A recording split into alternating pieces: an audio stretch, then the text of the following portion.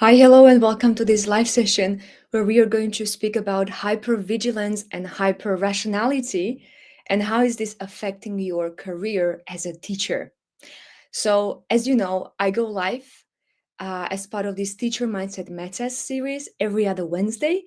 And this week is about these two saboteurs, which is hypervigilance and hyper-rationality. And please say hi if you are joining me live. And then if you're going to watch recording after the session, say hi as well and where you are joining from. It will be very nice for me to know it. Great. So what I want to start with is with this question.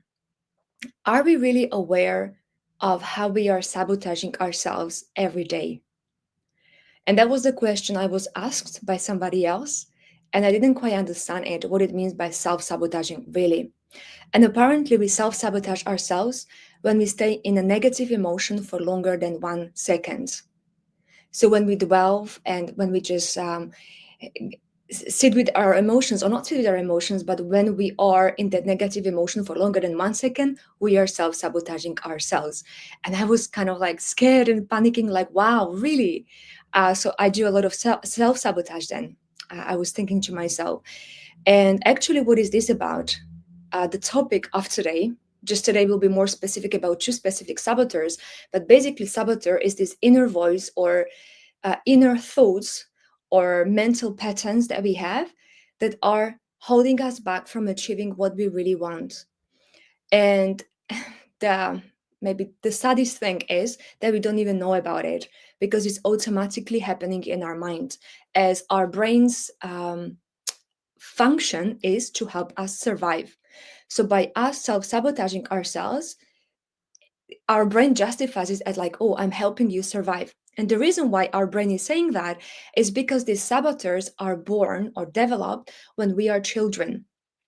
And at that time, our saboteurs are indeed helping us survive. And they are great in our childhood because we want to feel protected, loved, and accepted. And thanks to our saboteurs, we manage to do that, to achieve that, right? So the saboteurs are helpful when we are children. They are the scoping our strategies that we have and that we use. And basically, the strategies, the scoping strategies and mechanism is relying on our natural strength. So the saboteurs are just overused natural strengths that we have. And today's topic is hypervigilance and hyperrationality. So being vigilant and rational is not a bad thing. Actually, it's very good. It's a strength if somebody is rational or vigilant. Because if you're rational, it means you can make good decisions, right? You can stay calm despite the pressure around you, or you can be analytical and you can see the problem and then find a solution for it. And so these are good things, right? Or even vigilant. When we are vigilant, it means we are aware of risks, what can happen. So even when you are children teaching in a classroom, there are a lot of risks involved, right? There is a lot of safety issues. And if you're not vigilant, that is not good. So it's good to have this as our strength. But the problem is when this is an overused strength. It means when we are too rational in those situations or cases where we should be more emotional or acknowledge our emotions, or it means where we are so hyper vigilant and so much aware and concerned about all the other risks that we waste so much energy on the things that are not even likely to happen. So this is where the problem is. Okay, welcome here, Ina. Thank you for saying hi and for joining us today. Uh, let's see how we go with the topic today. So I'm going to share my screen as it's going to, I guess, help me and help you as well if you are visual to see what I'm going to present. So just bear with me, please.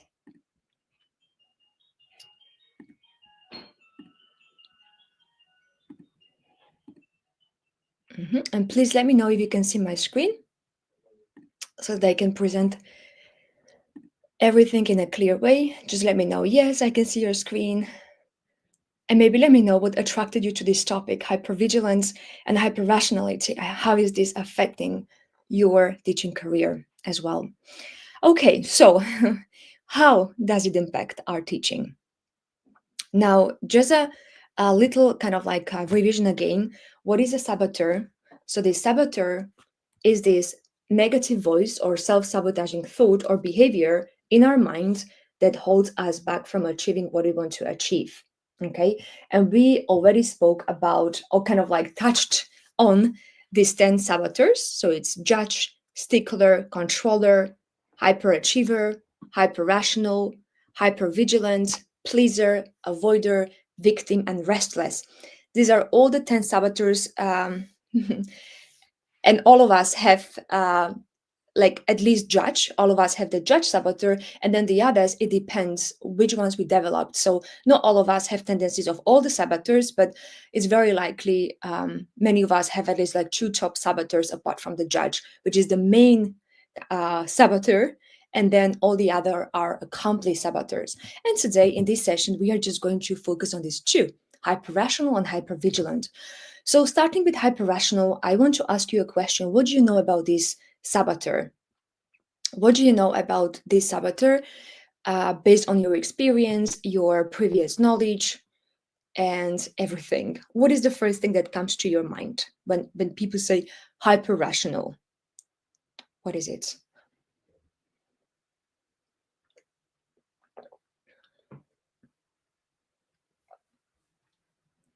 What I have on my slides is that hyper-rational is this inner voice overemphasizing logic and analysis, often ignoring emotions and personal connections. So this is when there is this overuse of analytical mind, and it's shown in different areas. So in our relationships and in our work as well, and conflicts that we have, because it's the same thing as if, let's say, your rational mind is a hammer, and it's very good to have a hammer in your toolbox because it can help you um, put a nail on the wall, right, and then hang a picture on it or something. So it's very good for analytical solutions. But imagine you have a situation when somebody gets really emotional, and you try to help them with logical solutions and analytical solutions. So in that case, it would be much more helpful if you took a brush out of your toolbox, and that brush represents empathy. And with that brush, you could paint on the canvas. So in this way, you could approach relationships, and that's a more loving and healthier way of approaching relationships. So it's very important, and even people love to hear analytical solutions when they have problems, but only after they feel heard. So when we are listening to someone, that's where we use our empathy. And then, of course, some people want solutions as well, then when we use our rational mind. So that's the same, I think, in school when I was a child or student. Very often when I was struggling in school with different things, and from teachers, I heard analytical solutions like what I should do better or what I should focus on, which is fair enough, but I never, or like I sometimes didn't feel I was listened to and really heard with the challenges I was going through. So it's very important to use these analytical solutions and your rational mind, but together with a empathetic approach, and to have this right balance between these two. So very often people who are super rational, uh, others judge them as uncaring and not sensitive enough, but this is not true. This just means that the person who is hyper rational just relies on their rational mind too much. And the reason maybe why this is so, it's because when those individuals who have hyper rational tendencies, when they were children, maybe they went through some trauma or emotional pain, and then they try to disconnect from the future pain as much as possible by just being over rational. Or even maybe those people just are afraid of vulnerability because they were rebuked or told off when they were emotional as children, or even later as teenagers or even adults. Sometimes it's because in some cultures or maybe families or communities, there is overemphasis on logic and achievements. So very often, like when somebody is smart, it's emphasized like, oh, you're so smart, and then people think that, oh, I'm only worthy and good enough if I am smart. So that's why those individuals rely on their rationality way too much, and then they of course succeed in career and academia, but very likely sometimes they miss these people relationships or people skills. And empathy is just one of those. Or even sometimes, there are these cultural norms in different countries where logic and rationality is actually preferred to just being emotional as a human being. And the thing about is what I wanted to share mainly is that being rational is actually a strength, because you are rational, you're objective, and that is great. But again, when it's overused, it becomes it becomes a saboteur, is an overused strength, and anything or everything we overuse is not good. So it's very important to realize one thing, and there is this one big lie, um, that actually the hyper achiever, hyper rational is showing us, and that's like, oh, I'm good for you, I'm here to help you to make better decisions by being objective and unemotional. But this is not true. So this is not a good thing actually, because usually when we exclude emotions and empathy altogether, then we actually make bad decisions. So in fact, when we ignore our emotions or even emotions of others, this is where the closeness is eroded, and there is less of a closeness between us and as human beings, and then the individual becomes less inspiring, motivating, and less persuading, because they rely on logic too much. So it is a big lie of hyper rational by saying, I'm here to help you to make better decisions. And what would be a good kind of sage shift? So the sage is actually the opposite of the saboteur. So saboteur brain is that region of our brain which is negative, which is more focused on kind of just surviving and being negative. Whereas the sage part of the brain is the one that is calmer, is the one that is exploring, looking for solutions, and so it's more creative. Okay, so the sage steps, meaning in each situation where you have a situation and the hyper rational is kicking in, what will be the sage steps? So the first one would be to name your feelings and even the feelings of others.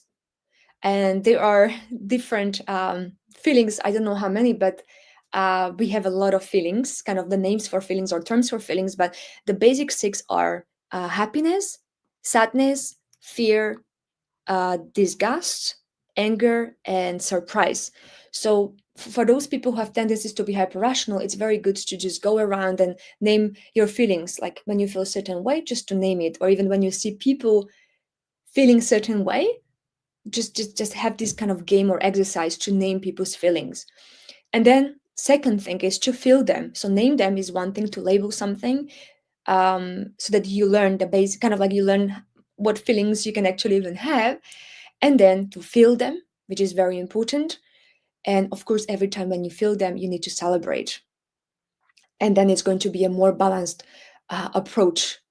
And as an individual, you won't be so hyper rational only, you will use the strength of this rationality, but at the same time being empathetic.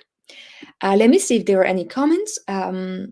Yes, Ina is saying the rational or hyper rational is the one that denies everything but the intellect. Yes, that's a very good definition, just summarizing one sentence. Ina is saying as well, I feel it only works for emergencies, otherwise they just seem cruel. Um, yes, you mean hyper rational, right? Tendencies seem cruel, Ina.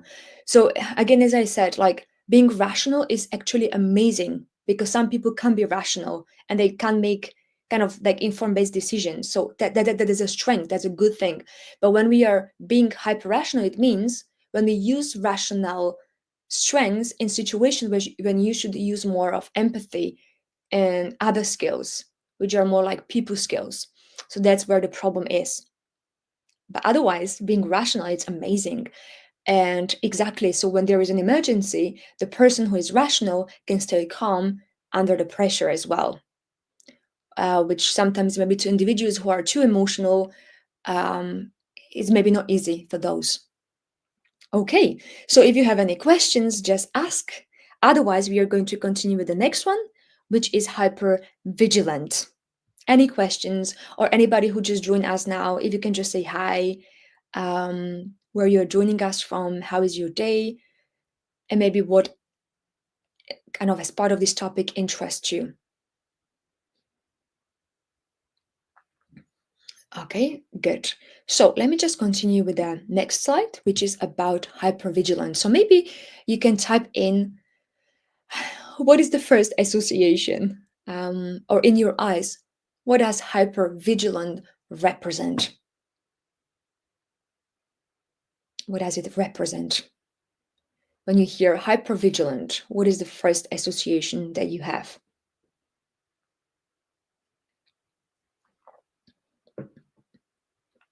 And one thing I wanted to mention as well before we continue is that it's not really right to feel to kind of call ourselves like, oh, I'm hypervigilant, oh, I'm hyper rational, because we are all sage. Kind of sage, it means the creative calm us. All of us are that. We just have these tendencies because we developed them in the childhood, and then somehow we forgot to drop them on the way. So that's why some of us still carry this burden of saboteurs with us.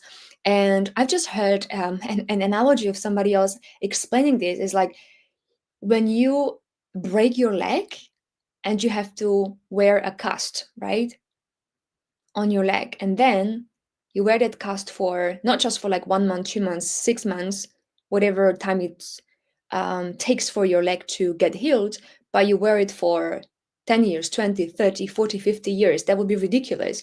But actually, this is the same thing that happens when we keep having these saboteur tendencies that were developed or start being developed in the childhood, and then we carry them with us. And we are over relying on these natural strengths that these saboteurs actually naturally have in them, but they are just overused strengths. Yes, so Ina is saying, I'm familiar with this one, but it's difficult to describe. It's like being on the lookout at all times. Exactly, Ina. That's exactly what it is. And I want to say hi as well to Diane, who just joined us. Nice to have you here. So yes, this is exactly what it is. it's the it's that constant kind of worry, always on high alert, expecting danger even when there is none. So it, it's the person who is constantly anxious, exactly on high alert, anticipating problems, and always asking what could go wrong. What can go wrong? So these are the kind of constant questions. And of course, when somebody is hypervigilant, there is a lot of energy waste, both mental and emotional, on false risks and unimportant things. So again, the word hyper is not good here, but vigilant is a great thing when you are aware of risks. So the strengths it has is that we are vigilant of risks, our risks or risks that are imposed on others, or even we are kind of considered when we are vigilant as dependable guardians, right? People can rely on us that we will just judge the situation well, and we will make sure everybody feels safe. So this is a good thing, but when it's overused, it's energy waste. So this could be situations such as, I'm not going to post, a video on social media because then people will be able to find me where I live, or because it will, I don't know, maybe ruin my career, or because I will look like unprofessional. And when you are finding risks in something, even when there are not that massive risks. So that's when we are becoming hyper vigilant. And there is kind of this big lie of being hyper vigilant. So this hyper vigilant saboteur is telling us you need to be anxious, like constantly anxious to protect yourself and others around you. But this is not really right, because what is happening very often that people already stop trusting us when we are anticipating risks even where they are not. Okay, so again, the natural strengths are risk awareness and protectiveness, but the big lie is actually the saboteur of being hyper vigilant doesn't necessarily help us protect our others just by being constantly anxious. And there was kind of like a story of one guardian that was protecting the village a long time ago. because there was a tiger somewhere, in the area, and the village people wanted to know when the tiger is around so that they could hide or they could do something. So this guardian was just at the lookout, watching if there is a tiger, so that he could alert everybody in the village. And so this was at the edge of the forest. And then, as this hyper-vigilant guardian was looking around, they started panicking and they started shouting out, "Tiger, tiger!" And everybody was just, on alert, thinking there is a tiger coming. But actually, it was just a strong wind, and it made this hyper-vigilant guardian think it's actually a tiger. So okay, so that was the first time. Then there was the second instance where this hyper-vigilant guardian was saying, "Oh, tiger, tiger!" And in fact, it was just a monkey jumping from one tree to another on a tree. And again, this was the false alert, and the village started being really like worried and concerned. Like, how can we actually trust this guardian that they will tell us when the real tiger is coming? So then, what happened when the real tiger came? The hyper-vigilant guardian was so tired and exhausted because they wasted so much energy on these other things and noises and everything, that when the real risk came, so the real tiger came, they couldn't even alert the whole village. And then you can imagine the consequences. So that's the same thing. When somebody is too worried about everything, then more worried than it's needed. So that's what I want to say here. And yes, if you have any questions as I go, please just let me know, so that I can go through your questions too.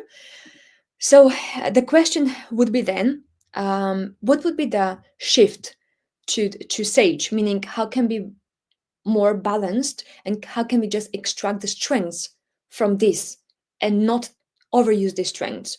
So one way would be to really ground ourselves before maybe making a decision, or before making a summary of something, or just taking a step. So just grounding ourselves, or even just by doing pick your reps. And pick your reps was something I introduced to you, those of you who were here in the previous sessions. It's where your attention is on your physical sensation. So for example, you focus on your breath, and just focus on your breath. So that's where your focus goes. You don't think about anything, just your breath.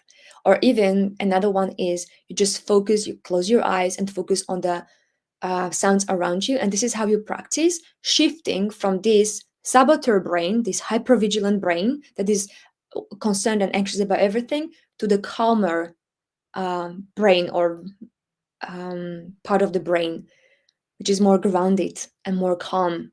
And then when the real risks come, you will be more able to anticipate them. So there are a lot of PQ reps as well that help move or shift to this stage.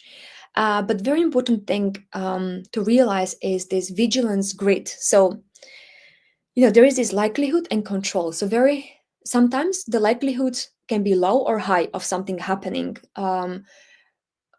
So let's say the situation with the video. So when you make a video on social media, some people don't make the video because they are worried that somebody would find out where they live because of that video. And then so that's one thing, likelihood low or high. And the other one is control, which is it in your control or not? Because very often we are worried and concerned about things which are not even in our control. Like we can't do anything about it. We can then just respond to the situation, but we can't do anything about that thing. So control and likelihood. And is it high control or low control, high likelihood or low likelihood? And the thing is, if it's high and high, so it's highly likely it will happen and it's highly in your control, then it's okay to be vigilant and to do something about it, or just to take steps, accordingly. But if it's anything else, like it's not really, it's like low likelihood, and let's say if it's even high in your control, then maybe it's okay to let it be and to be grounded and see what is the real risk there and what is not. So it's very important, because kind of like I work with a lot of teachers, and unfortunately a lot of teachers had this kind of fears, like what could go wrong, like a lot of things could go wrong in business, which is good to be aware of risks and make informed decisions, of course, but sometimes those risks were not even kind of there, they were not likely to happen. And then it discouraged a lot of teachers to from starting the career of their dreams, like being teacher entrepreneurs, for example. So yeah, it's just very important to be aware of this. So always it's important to ask when there is a situation where we are likely to be anxious about the situation, where does it fall on the vigilance grid in terms of like control likelihood? Yes. So if it's a high likelihood and within your control, it's okay to be vigilant. But for everything else, accept it and let it go. So that's just the kind of sage steps I would advise myself to those people who are more hyper vigilant. Good. So these are two saboteurs that we spoke about today. Again, hyper rational and hyper vigilant. I wonder if there are any questions about these two. If there are any questions whatsoever. Mhm. If there are no questions, what I want to do, I just want to share another screen where I just wanted to show you that if you're interested in similar topics, then I would advise you to just go to this website of ours where we have all the monthly events at Bowie. So my event is every other Wednesday. So there will be another one 2 weeks from now, Teacher Mindset Meta series, because I do believe it's important to talk about teachers' mindset, as very often, 90% of the times, is the mindset that prevents teachers from achieving what they really want to achieve and not the strategy. So that's why I'm having this series every other week. And if you want a little bit more of strategy, how to attract students and the power of testimonials, then there will be another event with James. And James is going to speak with David, who got a lot of testimonials. And David will share how he got his testimonials and his students. So that will be on the 5th of February at 9:30 Eastern time. This is Boston time. So you have to convert it, but it will be 2:30 p.m. London time. And then you need to convert it in your own time zone. And then we will have another event. This is like a bigger summit on that's going to be from the 19th till 20th of February.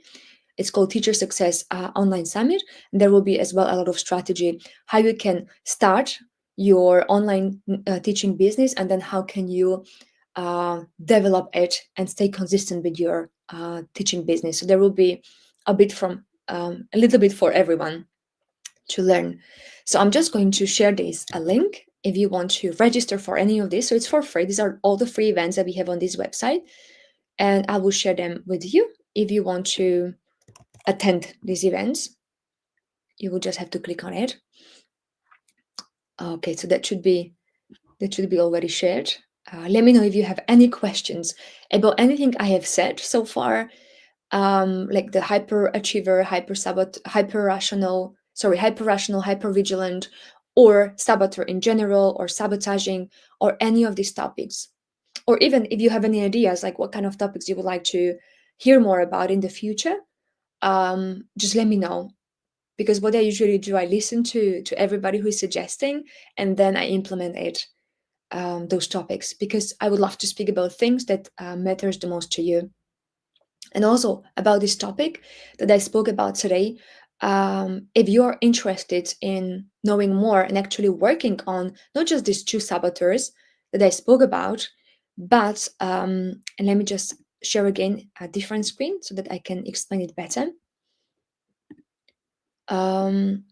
So again, today I spoke about hyper-vigilant and hyper-rational, but these are all the saboteurs that we have, and not all of them we have, to a great extent. So we have like maybe two top saboteurs, and these saboteurs are these inner voices or mental patterns and processes that are preventing us from achieving what we want.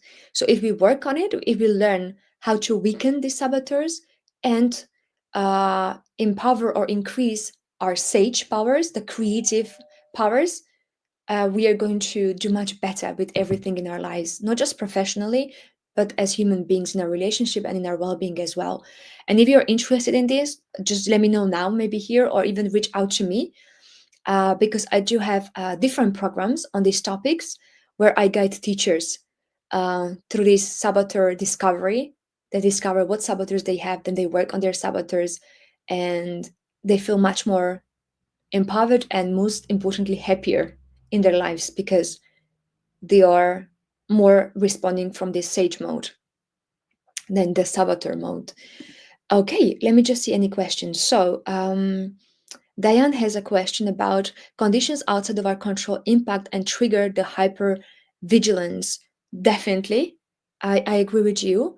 And that's why it really depends. So, what you are saying, Diane, it really depends on our upbringing as well. So, there were a lot of families or a lot of children that were raised up in families which were not,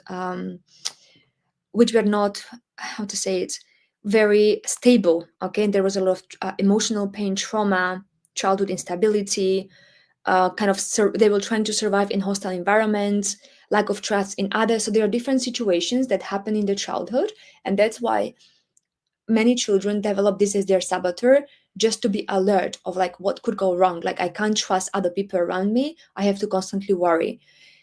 But then very often, like, this can be weakened, this hyper-vigilance, and only use the natural strength of being vigilant, which is great. It's always good to be aware of risks, but not like constantly worried, because then it's really mentally and emotionally draining. So even like the people who don't show hyper vigilant tendencies, which means they are just vigilant, it doesn't mean there are no um, outside conditions that make them vigilant, but it's just they don't waste too much energy. They just calculate the risks somehow, and they have clearer perception of threats, like is it a real threat or perceived threat.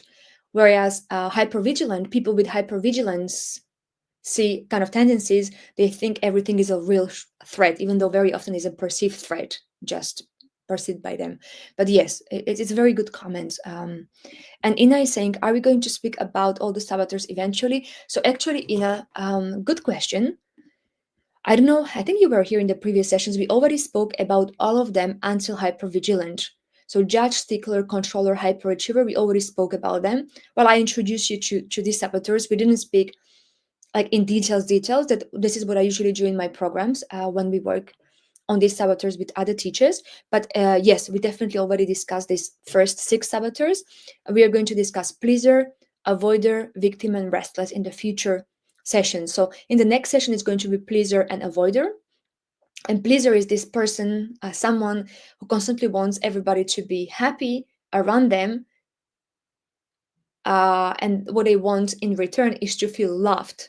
So basically, that's what we are going to discuss more in the next session. And avoider is somebody who likes to procrastinate and postpone or put off the kind of unpleasant things, just to kind of keep this nice, joyful state and not to be too bothered with things that actually needs to be done. So pleaser and avoider will be the topic for the next session. Okay. Yes, so that's good. And yes, Diane is saying as well, hyper-rationality can be a mode of survival. Exactly. So I don't know when you joined, Diane, but this is what I said. These were the first 2 minutes what I was explaining, that it's great to be rational, but hyper-rational, it's a mode of survival. And it's usually developed again in those individuals where they are praised for being smart, or in those households where analytical mind and rational mind is actually more celebrated than emotions, or when they have to repress their emotions. So at that time, for those children to survive, and when I say survive, I mean to feel loved, accepted, and safe, then they wouldn't show emotions, or maybe sometimes even if they showed emotions, they were rebuked or said like, oh, don't be too, I don't know, soft or weak. So maybe sometimes even emotions are associated with weakness. And for the child to survive and to feel loved and safe, of course, they will be hyper rational and they will try to perform even better at school. I know it because I was that myself, um, hyper rational. So, yes, very good comment. And Diane is saying as well, as hypervigilance is an emotional response, wouldn't learning emotional control be a way to diffuse the situation? Yes, exactly. So it's about learning emotional control. And for us to learn what will be the best way to respond, we need to be even aware that we are in this hypervigilance mode. So the very first step is just to catch the saboteur, just to catch it. Oh, Right now, I'm just too anxious and being over vigilant, which is mentally draining. So kind of like just to catch it and label it. Now I'm being hyper vigilant, or I'm having hyper vigilant tendencies. So that's to catch the saboteur, in this case hyper vigilant. The second one is to energize the sage brain. This is the creative brain. And we energize the sage brain by just different ways, but just by being present. So when we become present, which means there is not this automatic thoughts that we have, and very often most of them are negative. So we have 10,000 to 70,000 of thoughts every day, but most of them are, or many of them are negative. So basically, we need to become present to our physical sensation, because that's where the mind stops kind of like chattering. And that's what we can do by focusing on our breath, or just paying attention to the sounds around us, or even being focused on a visual in front of us and just studying it without judging it, just observing it, or even just rubbing the fingers against each other, or even just putting our hands on our heart and stomach and be really calm and kind of like feel the presence, or even by conscious tasting of something or eating something, or even there are different ways, okay, how we can energize the sage brain to become present. And then when we are present, not really run by this automatic mind, then we can take a better or make a better decision or take a more creative step. And then it's easier to manage this emotional uh yes situation, or manage our emotions. So yes, just to answer this question, Diane, any other questions? Yes, Ina is saying all of them are about survival. Exactly, all of them are about survival. But I think, as I mentioned before, it's the same thing as when you get hurt as a child and they put your leg in a cast, and then you wear that cast like for the rest of your life. And it was meant to be dropped or to be uh, taken out or taken down after, let's say, 2 months or 3 months. So yes, these survival strategies can be replaced by, or can be, yes, replaced by reclaiming the strengths that this saboteur overused in the first instance or first case. Okay, good. So thank you so much for being here today. And again, if you have any suggestions for the future sessions, just let me know so that I can prepare for those other sessions. But I would love to finish at least these saboteurs. That's my plan. So the two next sessions will be about these saboteurs. And then after that, I'm really open to any suggestions on like what you would like to talk about and do. But thank you so much for being here, everybody, today. And those of you who are watching the recording, thank you so much as well for watching the recording. Let me know if you have any questions or if there is anything I can do to support you more. But thank you again. Have a beautiful day. Bye bye. Bye bye bye.